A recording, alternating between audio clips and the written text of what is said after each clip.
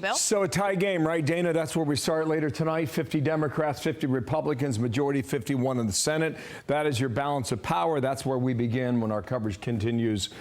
Kicks off rather at 6 o'clock East Coast time. On the House side, these are the margins right now. 218 for a simple majority. Dems have it slightly at 220. Republicans are chasing at 212.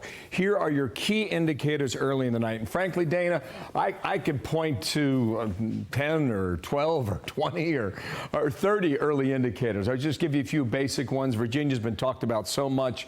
These are the key races. You're going to see later tonight in prime time. The reason we have selected these races and consider them key is because either A, they're a toss-up, or B, they have Republican or Democratic leaders running for re-election in those seats. 3 in Virginia. Watch those very carefully. One area, though, that you may not. Virginia closes at 7 o'clock, and so does the entire state of Indiana by 7 o'clock. There's a district in northwestern Indiana here, District 1. It's a Democratic district, but watch the margins. Republicans really like their candidate. We're going to get an early indication as to whether or not there is strength there for the Republican Party on a night like tonight, or whether or not Democrats are holding their own. And clearly, without question, whether it's House races, governor race, or Senate race, the state of Florida holds a ton of drama tonight. Those are all the key races on the board, and we'll see which way they break. Florida does not close officially.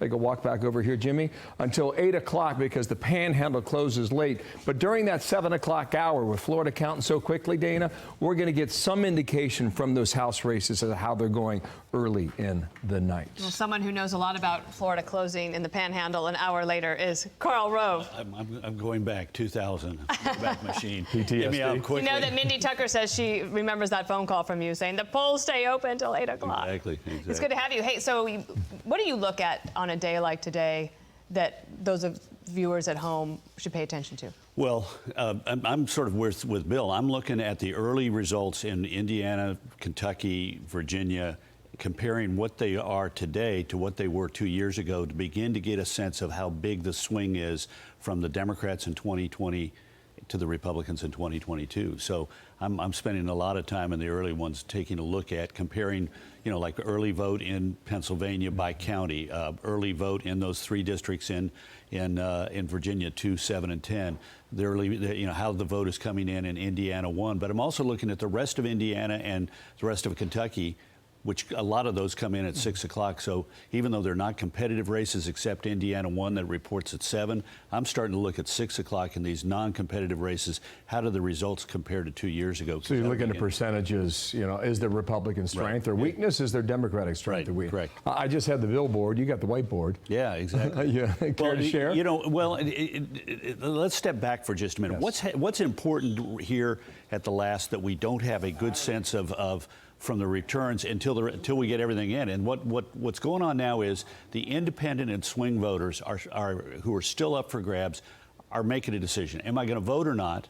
And then if I'm going to vote, who am I voting for? So look at the final messages of each party's candidates. The Republicans are emphasizing the economy, crime, inflation. And according to a new ABC Washington Post poll, the Republicans have an advantage on the economy of 14 points. People view them as better able to handle the economy than the Democrats by 14 points. 20 points on crime, 12 points on inflation.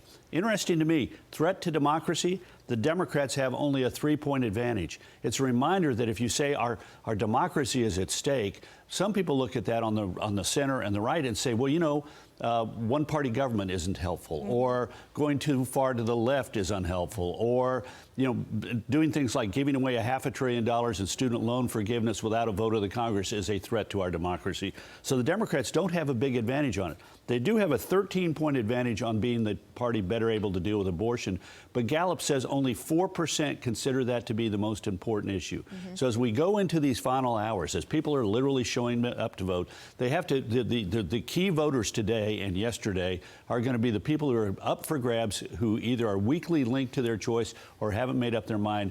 First decision is, do I vote? But the second decision is, who do I vote for? And the closing arguments for the Republicans, strikes me, are better. Karl, we're looking at John Fetterman there, of course, the Lieutenant Governor of Pennsylvania, who's running against Dr. Oz. So you heard what Brian Yanis was reporting in regards to this lawsuit that Fetterman has filed against, I guess it's at the state Supreme Court, who basically says that you cannot count ballots that are not dated properly, not signed properly, and they're already going to court to fight that? Well, for full disclosure, I helped found an organization called Right that is supporting the lawsuit that brought this about. In essence, the state election authorities gave advice to the locals saying, we don't care what the state law says. If a ballot is not filled out properly, you are obligated to tell them that it's not filled out properly, the voter, and they have a chance to cure it or clean it up. Right. But you ought to count those. And we went to court, and the Pennsylvania Supreme Court said the law is the law, and if you fill out the ballot incorrectly, it ought to be set aside and not counted.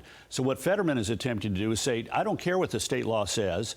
I don't care what the requirements are for a legitimate ballot. Anything that comes in, as long as it's received postmarked by Election Day, ought to be counted. Supreme Court has heretofore said, no, we're going to require the law to be upheld, because the law also says if that ballot is filled out improperly, the local election authorities have to alert the voter that you made a mistake, and you can come in and either invalidate that and vote in person, or you can clean up your ballot before Election Day and we'll count it. So with Fetterman, I noticed this morning the headlines in the newspapers were, trying to count every ballot. No. What he's trying to do is say the state law regarding filling out ballots, absent or mail-in ballots, doesn't matter. Right. And the law should matter. That's what gives us confidence, is when people follow the rules. I wish we had you for 20 minutes. Early voting in 2018, the last midterm was 40 million. This year, I think as of earlier this morning, we're well above 44 million. So there is an increase. Yeah. I think we can debate whether or not that's a significant increase. Well, no, but also remember different conditions, because between 2018 and 2022, a lot of states moved to a more mail-in ballot early voting procedure. Some states already had it in place, but elongated it. For example, Texas and Georgia lengthened the period of time to vote early. But new states started saying, okay, we're going to put more of an emphasis on mail-in ballots. Can you characterize this in one word?